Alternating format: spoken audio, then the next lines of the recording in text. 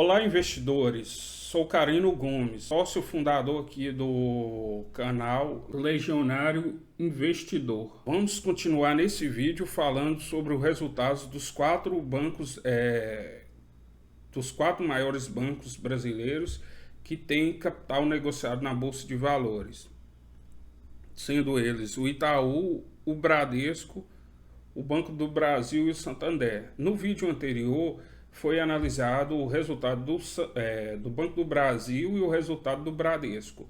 Então ficou para a gente ver hoje o resultado do Itaú mais o resultado do Santander.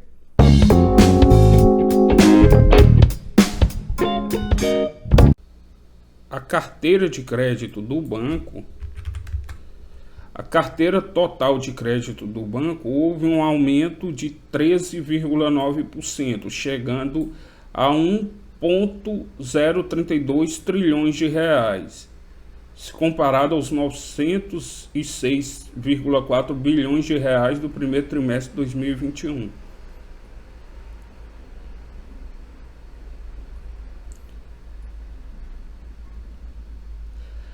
As receitas de prestação de serviços e seguros totalizou 11,5 bilhões de reais, o que é 9,6% acima do primeiro trimestre de 2021. O que percebe aqui nesse detalhamento é que houve um aumento aqui em relação ao primeiro trimestre de 2021.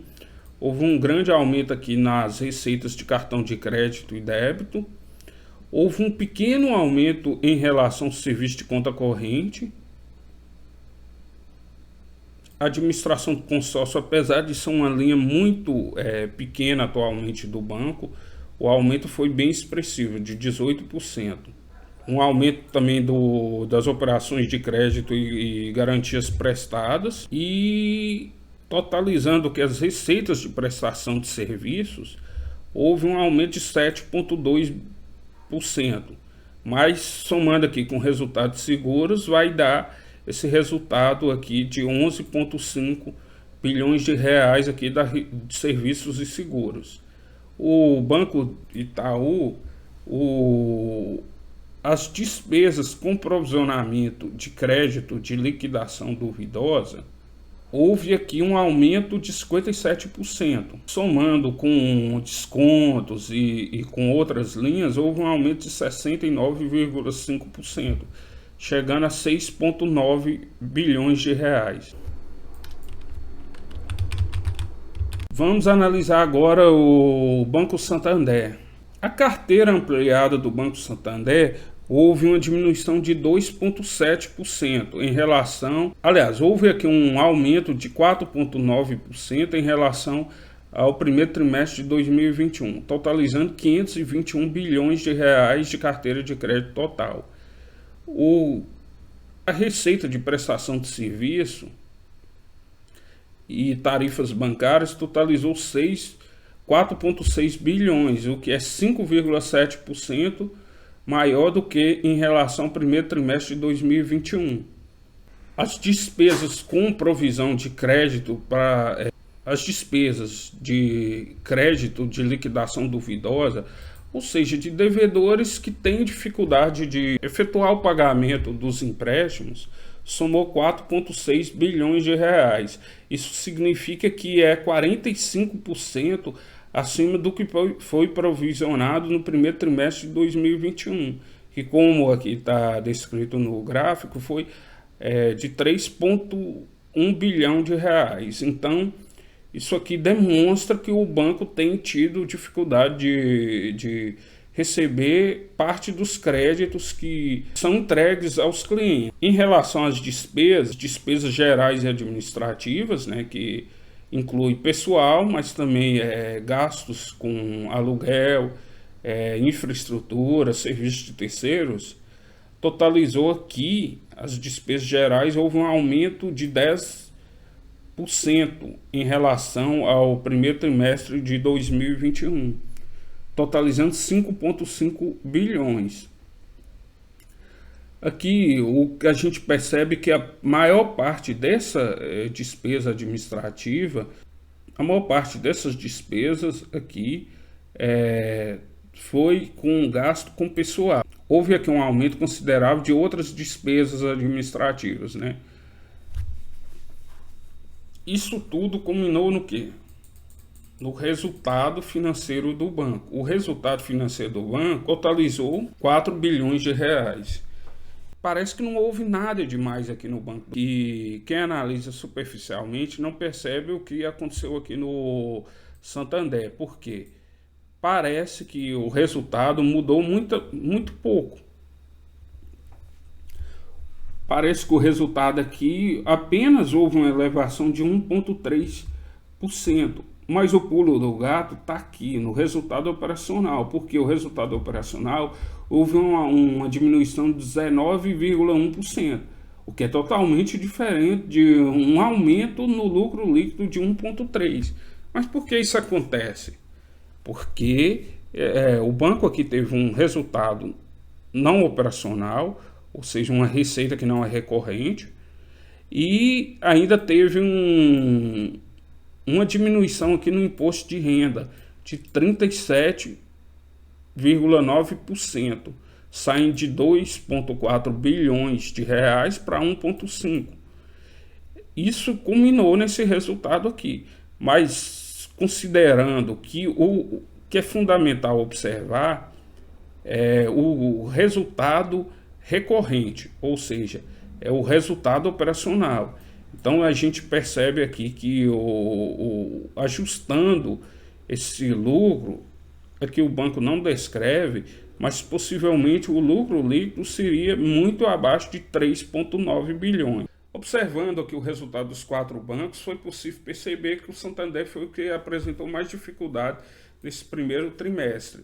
Aqui no quadro resumido, o que a gente percebe aqui, percebemos aqui que o Banco do Brasil, ele houve um aumento de 57% aqui no lucro líquido contábil. Esse lucro não é ajustado aqui, que eu coloquei aqui no quadro. Todos os lucros aqui são os lucros contábeis.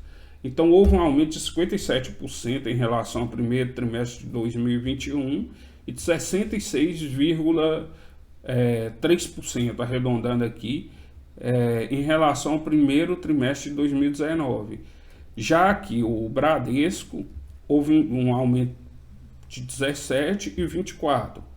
O Itaú, em relação a 2021, o aumento foi de 24%, mas ficou praticamente inalterado em relação ao primeiro trimestre de 2019.